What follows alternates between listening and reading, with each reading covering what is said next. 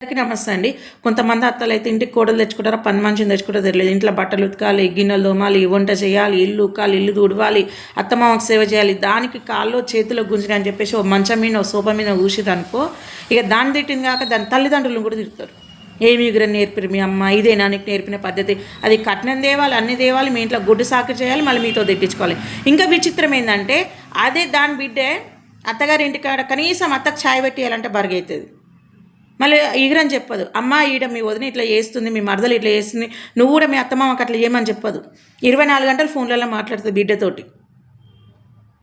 అంటే ఇప్పుడు అత్తమామకి ఇదేమో అత్తమామకు చేయాలి, దాని బిడ్డ మాత్రం అత్తమామకు చెయ్యదు. దాని బిడ్డ ఒక ఆడదే కదా, మరి ఈమె కూడా ఒక ఆడ మనిషే కదా. అన్నిటి మించి ఇది కూడా ఒకప్పుడు ఇంటి కూడలే కదా. అంత దారుణంగా హింసించడానికి ఏం తప్పు చేస్తారు? అదే బిడ్డ పని చేసింది అనుకో, అమ్మో అత్తమామ అయితే నా బిడ్డనైతే చాలా కష్టపెడతారు. అత్తమామకు చేస్తే అది ఇంట్లో పని చేస్తే నా బిడ్డకు తీరికే ఉండదు. ఇంకా దళిద్రమైనంటే కొంతమంది ఆడపిల్లలు ఉంటారు, అన్న వదిన మంచిగుర్రు అనుకో, ఏదో ఒక పుల్ల వేసి వాళ్ళ కొంపలలో మనువేయాలనే చూస్తారు. అంత దళిద్రమైన ఆడపిల్లలు కూడా ఉన్నారు. అన్న వదిన మంచిగా ఉండాలి, తమ్ముడు పిల్ల మంచిగా ఉండాలని ఎవ్వరు అనుకోరు. ఇది మాత్రం అందరికీ సేవ చేయాలి, మళ్ళీ దాని బిడ్డ మాత్రం ఓవన్కి సేవ చేయదు. మళ్ళీ దాని బిడ్డ మాత్రము ఆ ఆడబిడ్డలని ఇంటికి రానియదు, అత్తమోహనం చూడదు, మొగని సక్క చూడ, పిల్లలు సక్క చూడు, కానీ దాని బిడ్డ దాని మంచిది. ఇది మాత్రం అందరికీ ఇంటికి వచ్చిన కోడలు అందరికీ సేవ చేసింది అనుకో, దానికి ఎట్లాంటి విలువ ఉండదు. ఇట్లాంటి అత్తలు కూడా తలగబడిపోతుంటారు మనుషులు. ఇద్దరు ఆడవాళ్ళే కదా, అన్నిటికి మించి నువ్వు ఇంకా పెద్ద ఆడదానివి. ఎందుకంటే ఓ ఇంటి కోడలు దానివి, పిల్లలు కానీ కోడల్ని కొడుకులని సాధిన దానివి, మంచిగా చూసుకోవాలి ఇంటికి వచ్చిన కోడల్ని. అట్లా చూసుకో. కొంచెం కూడా కామన్ సెన్స్ ఉండదు తెలుసా.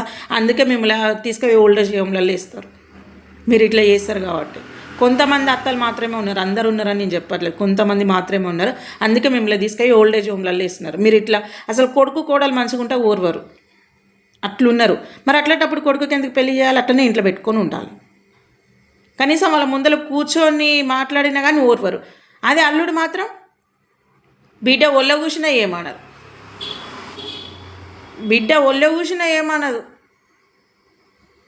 అంట్లో ఉన్నారు. అల్లుడు మాత్రం ఖచ్చితంగా బిడ్డ మాట వినాల్సిందే, కానీ కోడల మాట మాత్రం కొడుకు వినొద్దు. మరుగు మంది పెట్టింది, ఇబ్బంది పెట్టింది, ఖరాబ్ చేసి నా కొడుకు జీవితాన్ని ఆగం చేసిందంటే మరి ఆగం చేసేదాన్ని ఎందుకు పెళ్లి చేయాలి? అట్లనే నీ కొడుకుని ఇంట్లో పెట్టుకొని ఉండాలి. దీంట్లోకి తెలియదు అత్తగారింటికాడ చక్కగా బిడ్డలను సంసారం చేపించే ఇగురని తెలియదు, కానీ ఇంకొనికి ఇగురని చెప్పడానికి వస్తాయి కొన్ని బోషుడు ముండ అత్తలు. ఇంకా మామలు కూడా అట్లనే ఉంటారు. బుద్ధి ఉండాలి ఫస్ట్ మనది మనం చూసుకొని.